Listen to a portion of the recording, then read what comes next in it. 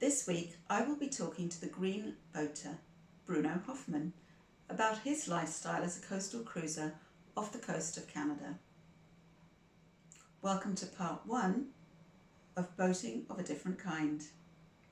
My name's Marianne and I am part-time boater.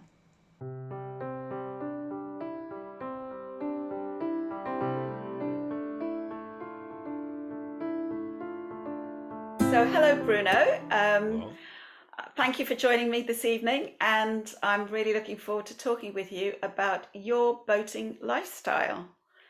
So would you please begin by sort of telling me and my viewers a little bit about who you are, your boat, what brought you to boating, that sort of thing?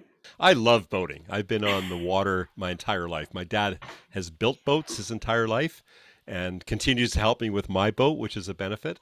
But I have been in that generation where we've seen the best of times and I've also seen the worst of times when it comes to the environment. So, yeah, I'm on the west coast of Canada.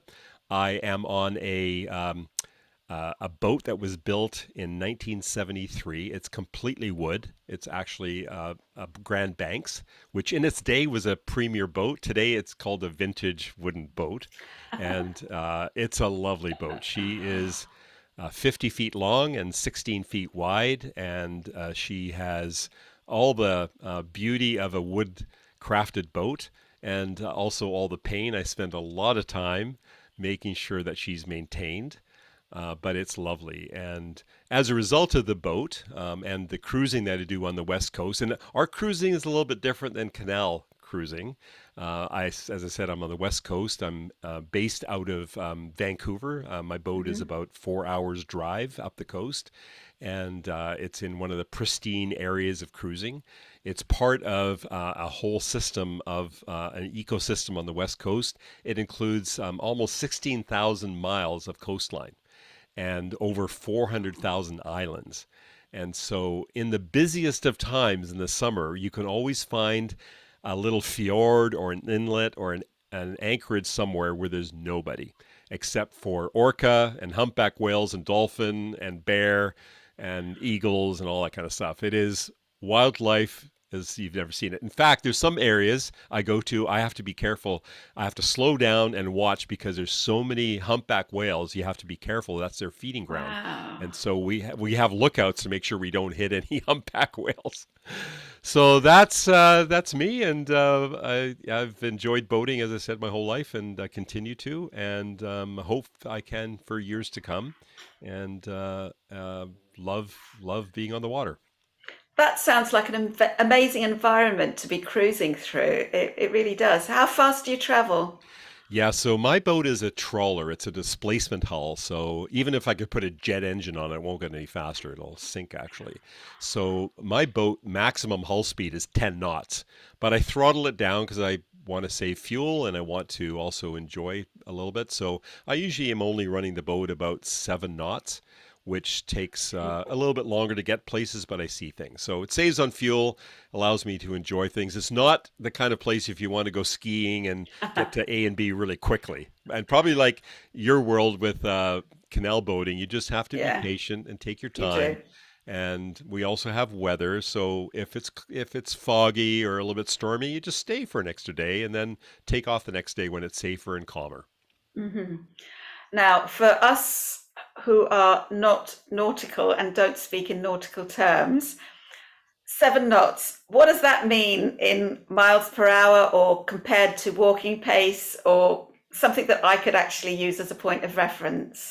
So Yeah. traveling at 7 knots is the equivalent of going 8 miles an hour. Okay, that's pretty good. So that is twice the speed of a canal boat, a narrowboat. Right. We're allowed to go at 4 miles an hour on the canal, which is about walking pace.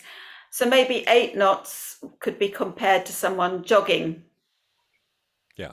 Yeah. by the side of the towpath, for instance. Yeah. Okay, And so if that, you've that got puts it into if you've got perspective. 15, 16,000 miles of coastline, it takes you a long time to get somewhere for 7 knots, but it's beautiful. Yeah. Take Yes, your well, time, relax. with that scenery and wildlife, why would you want to rush That's right. when all's said and done, That's right. really? So, how do you use your boat? Do you have a land base and use the boat at weekends, or do you use it for holidays? How do you use it?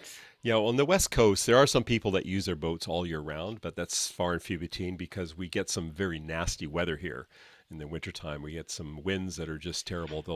You can't be out in that kind of water. There's the waves are too high and stuff like that. So for myself, I would say more of a typical West Coast boater where I keep my boat in the water. It's a wood boat. It has to stay in the water. If you haul it out of the water, it will dry and do damage to the hull. So it stays in the water all year round. It's at a marina. So it's tied Hmm. up to a moorage, which I pay for on an annual basis with a bunch of others. And it has services. I'm hooked up to water and electricity.